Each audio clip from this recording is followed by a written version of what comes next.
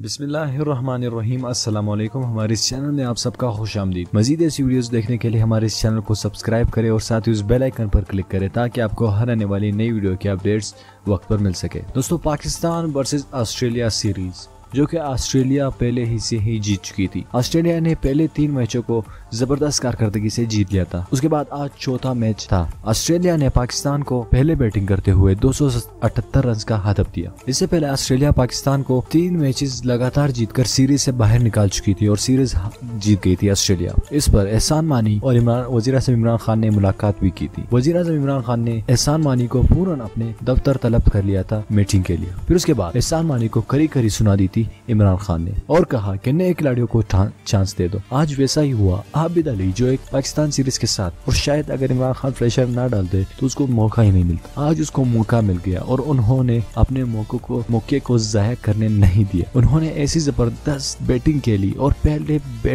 Debut match में ही 50 बना डाली। दोस्तों, हम आपको बताते चले दुनिया के सबसे बेहतरीन और अच्छे क्रिकेटर्स में से ये शामिल हो गए हैं। अपने पहले डेब्यू मैच में 50 बनाना किसी आम खिलाड़ी का काम नहीं है, क्योंकि उस पर बहुत ही ज्यादा प्रेशर होता है। अगर वो अच्छा मैच ना खेलता तो वो सीरीज से डायरेक्ट बाहर हो जाता और वर्ल्ड कप से भी बाहर हो जाता। तो इसने प्रेशर में ना आते हुए एक जबरदस्त इनिंग्स खेली। उसके बाद रिजवान आए।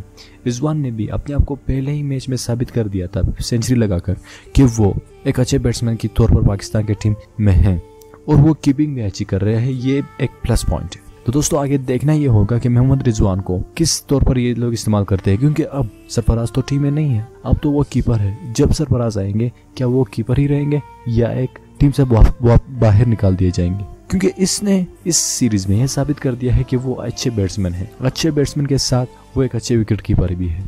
तो दोस्तों, अब देखना पीसीबी को ये होगा कि दोनों खिलाड़ियों को में से एक को चुना होगा या सरफराज को विकेट कीपिंग से हटाना होगा। मतलब कप्तानी तो बरकरार रहेगी, विकेट कीपिंग से हटाना होगा। विकेट कीपिंग मोहम्मद रिजवान और बैटिंग दोनों इसी को देनी होगी। तो दोस्तों, आपकी इस बारे में क्या राय है? आप हमें कमेंट करके नीचे बताइए कि क्या मोहम्मद रिजवान को आगे खेलना चाहिए, अगर वो सरफराज अहमद आए उसको विकेट कीपर रहना चाहिए या नहीं?